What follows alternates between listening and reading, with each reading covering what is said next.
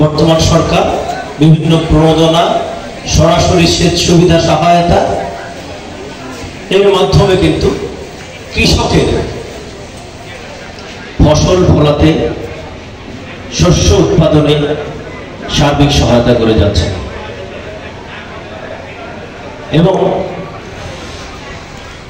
ফলের যে রাজা আম, এই আমের কথা আসলেই যখন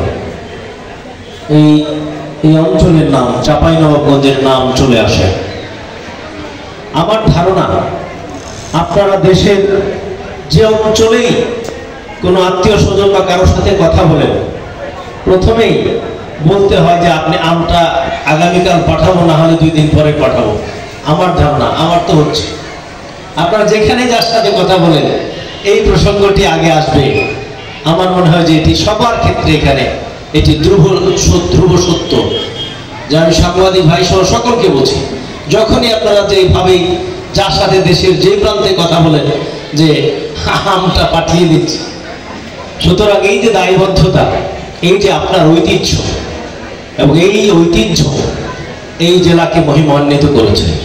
4টি জাতের আম জিআই পণ্য হিসাবে স্বীকৃত, এবং এইটির পরবর্তী পরিক্রমা আমরা সার্বিকভাবে চেষ্টা করে যাচ্ছি যেন ট্যাগ হয়।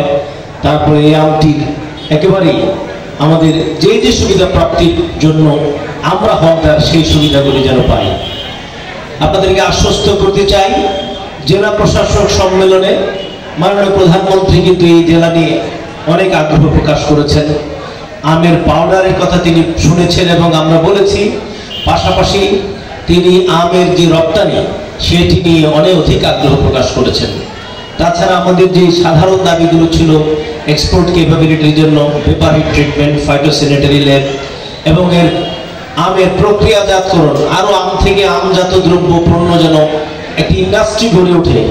অনেক উদ্যোক্তা এগিয়ে আসেন যেন এই ইন্ডাস্ট্রিকে জাগ্রত করতে এবং স্ট্রেংথেন করতে। এইটিও মাননীয় প্রধানমন্ত্রীর সানুগ্রহ নজরে রয়েছে, কিভাবে এই আমের ভ্যালু চেইনটা বাড়ানো যায় এবং আমাদের দেশ থেকে আরো বেশি আম এক্সপোর্ট করে আমাদের কৃষকের উৎপাদনকে বেগবান করা যায়, উৎপাদিত পণ্যের ন্যায্য মূল্যের চেয়ে আরো বেশি মূল্য পাওয়া যায়। দেখতে পাচ্ছেন যে মাননীয় প্রধানমন্ত্রীর ঐকান্তিক ইচ্ছায় এই এক্সপোর্ট ক্যাপাবিলিটি কিন্তু বাড়ছে। ফর্মাল ওয়েতে আমরা হয়তো 300 বা 350 পৌনে 400 টন গতবার আমরা করতে পেরেছি, তার আগে আরেকটু কম ছিল, তার আগে আরেকটু কম। এবছর যদিও আমের অল্টারনেট বিয়ারিং এর কারণে উৎপাদন কম, তথাপি এক্সপোর্ট কম হবে আমরা ভাবছি না, এক্সপোর্ট কিন্তু ভালোই হবে। এবং ফর্মাল যে এক্সপোর্ট, তার চেয়ে আরো অন্যান্য যারা দেশে নিয়ে যান বা আমাদের আম নিচ্ছে কিন্তু হিসাব হচ্ছে না, এইটাও কিন্তু রয়ে গেছে। সুতরাং এক্সপোর্ট, আমরা বলবো যে এক্সপোর্টের একটি বড় অঙ্ক আমাদের এখান থেকেই যায়। কোন ধরনের কেমিক্যাল মিশিয়ে আমটি বিক্রয় করার জন্য তাদের মন মানসিকতা এভাবে প্রস্তুত নয়।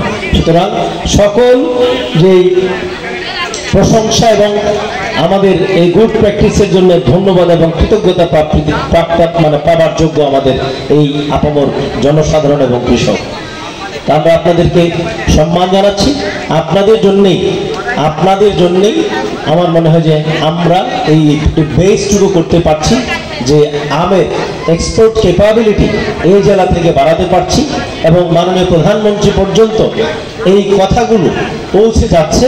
এবং মাননীয় প্রধানমন্ত্রী আমাদেরকে আশ্বস্ত করেছেন আমের প্রক্রিয়াজাতকরণ করার জন্য তিনি যা করার এই 3টি জেলাকে টার্গেট করে তিনি করবেন। তা আমরা সকলেই যেন এই চর্চা, সকল ভালো চর্চাগুলো আমরা সমুন্নত রাখি। এই জেলাকে সারা পৃথিবীময় পরিচয় করে দেওয়ার জন্য আমি মনে করি সকলেরই একটি আপনার রয়েছে, অবদান রয়েছে। তা আপনাদের সকল এই ভালো কাজের পেছনে সরকার রয়েছে। এই ভালো কাজগুলো, ভালো প্র্যাকটিসগুলো, উত্তম চর্চাগুলো আমি মনে করি যে এক সময় আমাদের লক্ষ্যে পৌঁছে দেবে।